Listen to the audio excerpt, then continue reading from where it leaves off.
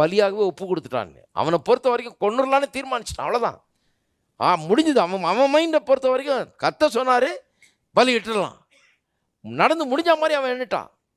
ஏன் ஈசாக்கின் மூலமாக சந்ததி விளங்கும் என்று சொல்லப்பட்டிருக்கிறது. இப்படிப்பட்ட ஒரு வாக்குத்தத்தத்தை பெற்றவன் மரித்தோரிலிருந்து எழுப்ப தேவன் வல்லவராய் இருக்கிறார் என்று எண்ணி ஏன் மரிக்க ஒப்பு கொடுக்குறான் குமாரனை?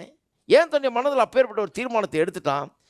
அவன் ஒரு வாக்கு தத்தத்தை நம்பி இருக்கிறான். அது என்ன வாக்கு தத்தம்? இவன் பேரில் உன் சந்ததி விளங்கும், இவனிலே உன் சந்ததி விளங்கும் என்று அவனுக்கு சொல்லப்பட்டிருக்கிறது. ஈசாக்கு இடத்தில் உன் சந்ததி விளங்கும்னு அதை நம்பி இருந்ததுனால கொன்று பலி ஆக்கிட்டாலும், தகன பலியிட்டு அவனை சாம்பலாக எரிச்சு போட்டாலும், அங்கே கர்த்தர் அந்த சாம்பல்லேருந்து மறுபடியும் ஈசாக்கை எழுப்பி தன் கையில் கொடுப்பாருங்கிறத அவன் விசுவாசித்தான். அதை விசுவாசிக்கிறது லேசான காரியம் இல்லை. நீ செய்வீங்களா?